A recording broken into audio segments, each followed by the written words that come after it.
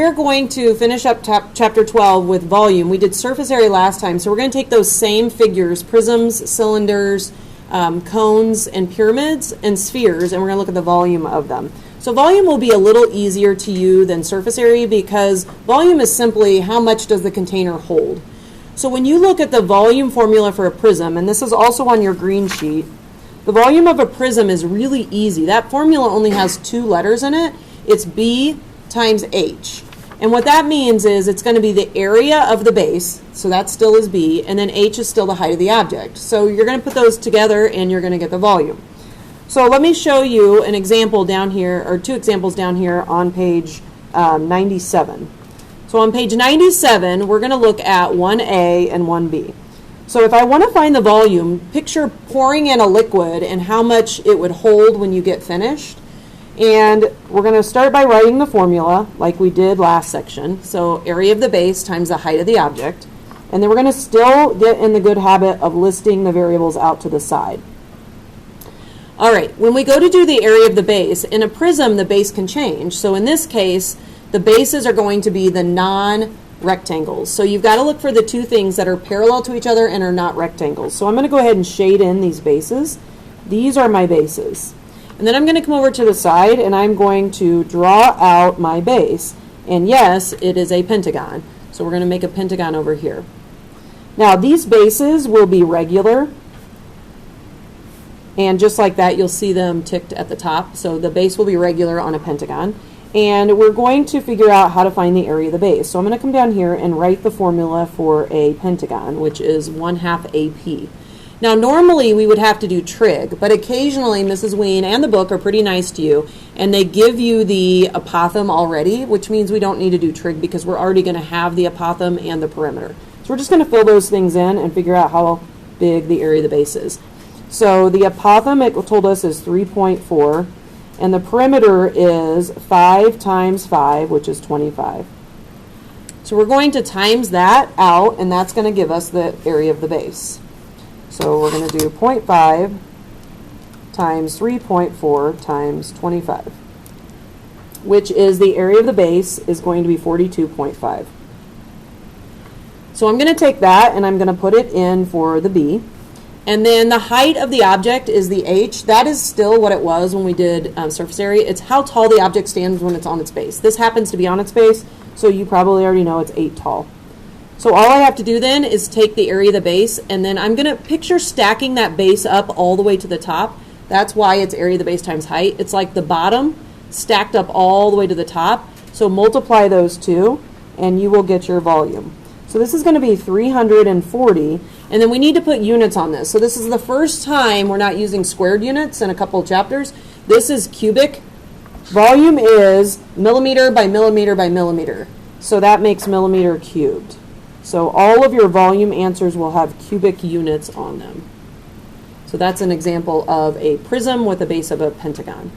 All right, so we're going to try the next one. So the next one is also a prism. Again, the way you know it's a prism is it doesn't come to a single point. It has 2 bases and not 1 base. A pyramid will come to a single point. So we know we have a prism, so we're going to go to our formula sheet and look at the volume formula for pyramid. I'm sorry, not pyramid. Prism up here. So volume equals area of base times height again. So we're going to write the formula again. Volume equals area of base times height of object. And again, we're going to list the 2 variables out to the side. So in order to get this right, you have to figure out who the bases are, just like you did with surface area. The bases cannot be rectangles if it's not a rectangular prism.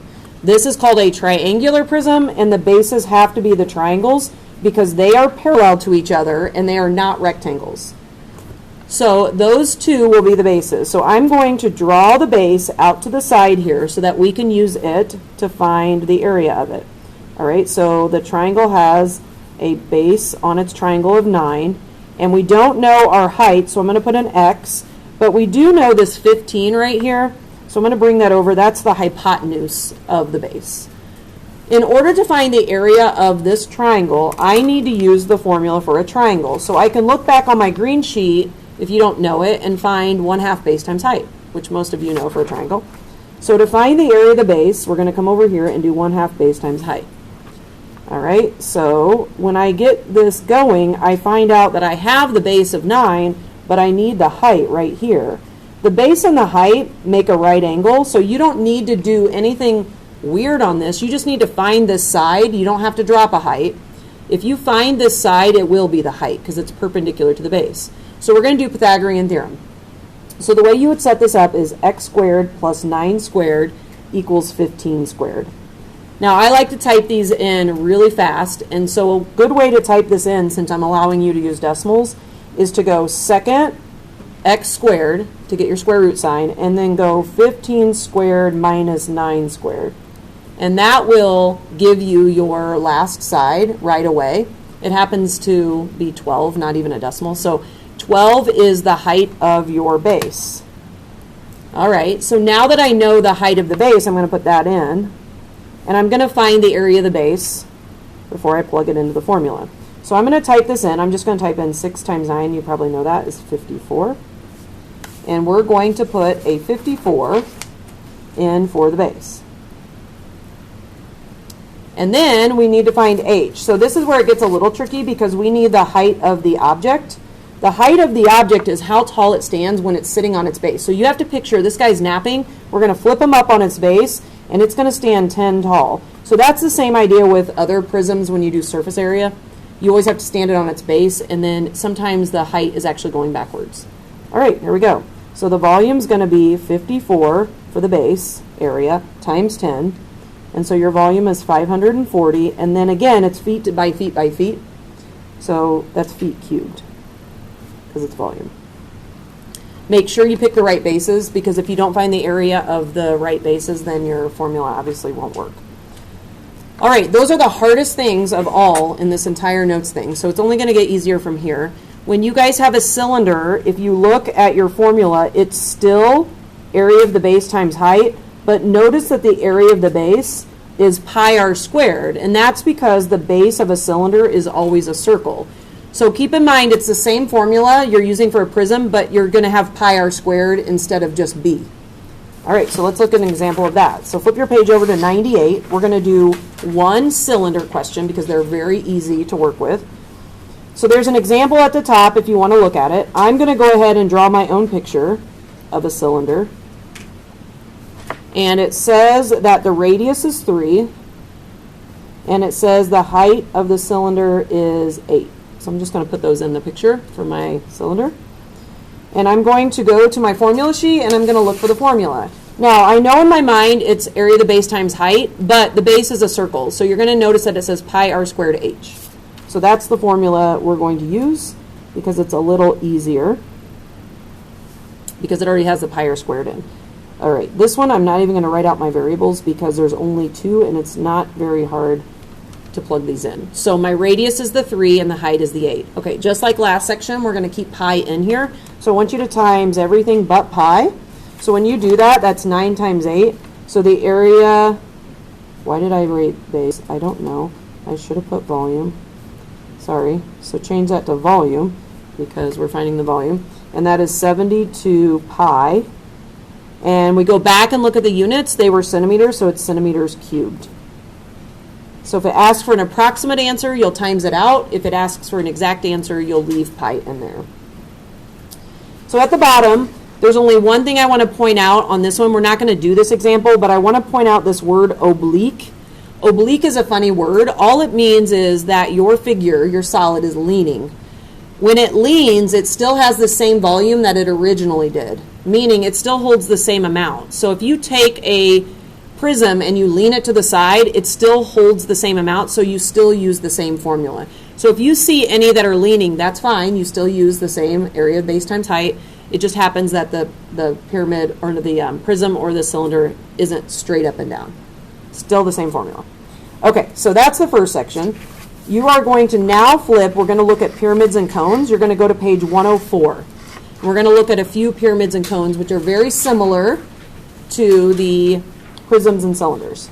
All right, on page 104 at the top, you're going to see the formula for a pyramid, and you're going to notice one thing. There is an additional fraction in front of the base times height. It is 1/3. And that's because pyramids hold 1/3 of what the prism does. and a cone holds 1/3 of what a cylinder does. So the only difference in these will be the 1/3. That's it. All right, I want to show you the difference between a right pyramid. This one's called a right pyramid because the height is straight up and down from the top vertex down to the middle of the polygon. And then this one would be that oblique, O-B-L-I-Q-U-E. That's just because the height is offset. See how it doesn't come down to the middle of the polygon? You would still use the same formula if it's right versus oblique. So let me show you an example. So go down to your first pyramid. We're going to look at 1B, and we're going to go to our formula sheet, and we're going to find out how much this pyramid holds. All right, easy peasy. Same formula as your prism, it just has a 1/3 on it. So we're going to do volume equals 1/3 area of the base times height of the object. All right, we're going to list out our variables, and we're going to have to find the area of the base separately. So obviously a pyramid comes to one single point. The base is always the polygon that's across from that, which is a triangle. So let's go ahead and draw your base out to the side. This is the base.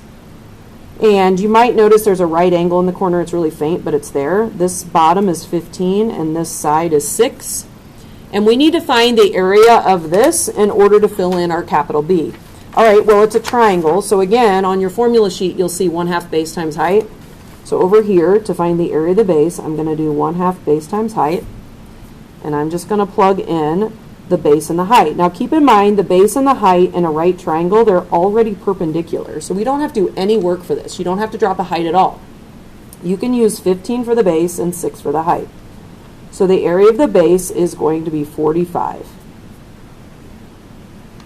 Height of the object. How tall does the object stand when it's on its base? Well, that is a perpendicular height, so that's what we're going to use for the height, which is 14.